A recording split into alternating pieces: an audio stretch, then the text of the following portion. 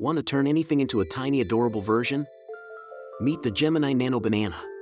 Grab your subject, acrylic paints, a tiny brush, and the Gemini Nano Banana. Step 1. Clean and dry the surface so paint sticks like a charm. Step 2. Sketch tiny details with a fine tip pen, smiles, freckles, or little icons. Step 3. Paint base colors in bright strokes, letting each thin layer dry. Seal it with glossy varnish and add a microlip for a playful shine. Use the Gemini Nano Banana to sculpt micro-texture, press gently, rotate, and refine. Add accessories, tiny hats, stickers, even crumbs for extra personality. Play with scale, pair your mini with everyday objects for whimsical contrast. Before and after coming up, watch this ordinary spoon turn into a tiny pal. Reveal, the miniature spoon sparkles with crisp details, a cheeky grin, and glossy finish.